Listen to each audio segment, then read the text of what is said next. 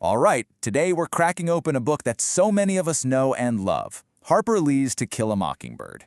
We're going to dive into how this whole story kicks off, and believe me, it starts with a bang. Or, well, more like a broken arm, a super mysterious neighbor, and, these first little hints of a storm that's about to change a small southern town. Forever.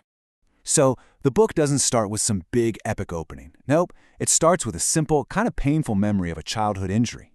That's our narrator, a young girl named Scout Finch, looking back on her life. And right away, that one sentence just plants a question in your head, right? How did Jem break his arm so badly? Scout tells us she and her brother don't even agree on what started it all. She's convinced it had something to do with the Yule family. But Jem, he's sure it all kicked off the summer their friend Dill showed up, which just so happens to be the summer they first tried to make Boo Radley come out. And just like that, with that little family disagreement, we're pulled right into their world. We're in Maycomb, Alabama, back in the 1930s. Scout calls it a tired old town. And you can just picture it, can't you? A place where everything moves slow, where tradition is everything. And right at the heart of this town, we've got one family, the Finches. So we get to see everything through Scout's eyes, which is just brilliant. There's her dad, Atticus, this really calm, principled lawyer. Then there's her older brother, Jem, and then there's Calpurnia, the family's cook. Now, their mom passed away when Scout was just a toddler, so Calpurnia is so much more than just staff. Scout describes her as this tyrannical presence, and their battles, they are epic and one-sided. She's really the steady, maternal force holding everything together in that house.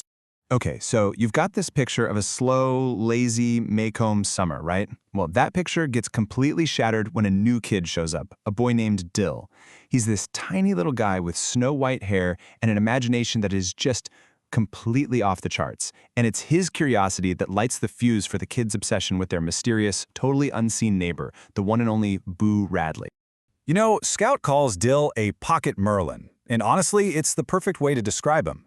This is a kid who claims he's seen Dracula. He tells these incredible, wild stories about his dad who's never around. He just brings this jolt of adventure that focuses all of the kids' summer energy on the one house in all of Maycomb that stays locked up tight, doors and shutters closed even on a Sunday, the Radley place. So what do these kids actually know about Arthur Boo Radley? Well, pretty much nothing. Everything they think they know comes from town gossip, and most of that comes from the neighborhood busybody, Miss Stephanie Crawford. And the stories are, they're genuinely terrifying. They say he stabbed his own dad in the leg with a pair of scissors, that he's 6.5 feet tall with rotten teeth and eats raw squirrels and cats. This is literally the stuff of childhood nightmares, and it's how a quiet, reclusive man gets turned into a local monster. And of course, it's Dill, our pocket Merlin, who says what they're all thinking. He lays out the mission that's going to define their entire summer. And the goal is simple, but also totally audacious. It's driven by this mix of pure terror and absolute fascination. What is it? Let's try to make him come out. They're done just hearing about the monster. They want to see him. So the kids spend their days just watching the Radley house, daring each other to get a little bit closer. And then, finally, they get a sign. A tiny movement. An inside shutter. Flicks. It's this super small, almost invisible movement. And then, the house is still again. Chilling, right? It's that moment they realize, while they've been watching the house, maybe, just maybe, someone inside has been watching them right back. All right, so summer's over, and the story shifts gears pretty dramatically. We go from the free, unstructured world of summer vacation to the super structured world of the first grade. And for poor Scout, her first day of school turns into a crash course, but not in reading and writing, oh no. It's a crash course in the complicated, unwritten social rules of Maycomb. And this really makes you wonder, doesn't it? How does a kid learn all the rules of a town that nobody ever writes down? Well, Scout's new teacher, Miss Caroline, is about to get a lesson in that. See, she's an outsider from North Alabama. Her newfangled teaching methods crash head-on with Maycomb's old-school social code, and it leads to one disaster after another.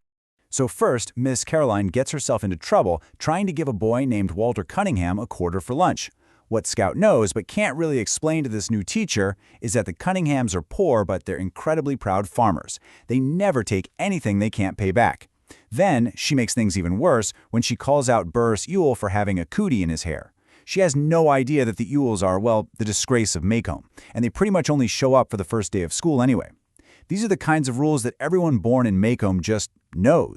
But you know what? The biggest lesson Scout learns that day doesn't happen in the classroom at all. It happens in her own kitchen.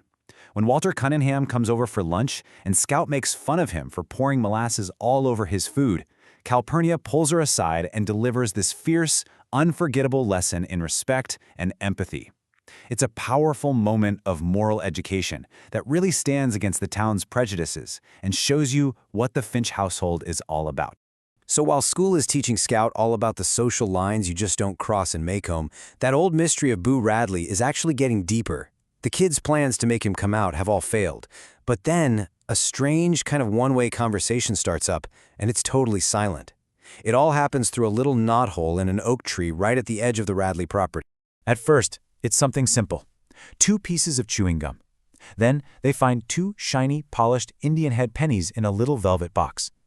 But the gifts keep coming, and they get more and more personal, more thoughtful. The one that really hits home? 2 little figures carved out of soak, a boy and a girl. They're perfect little miniatures of Jem and Scout. And this is when the kids start to realize something important. Someone is watching them, but maybe not with malice, maybe with a quiet kindness. This is not how a monster behaves. And it's not just the gifts. The kids' whole monster myth gets a reality check from their neighbor, Miss Maudie Atkinson. She basically just waves away all the town gossip as total nonsense. To her, the Radley place isn't haunted, it's just a sad house. She actually remembers Arthur Radley as a polite young boy. And for the very first time, the kids have to stop and think, what if Boo isn't a phantom at all? What if he's just a person? A very lonely person. As the seasons start to turn, you can feel the whole focus of the story begin to shift too. Those childhood games about Boo Radley, they start to fade into the background a little, because the much more serious, much more dangerous problems of the adult world are about to take center stage. Scout starts hearing some really ugly things at school, all aimed at her dad. People are calling him a nigger lover because he's agreed to defend a black man named Tom Robinson. When she asks Atticus about it, he gives her this incredible piece of wisdom.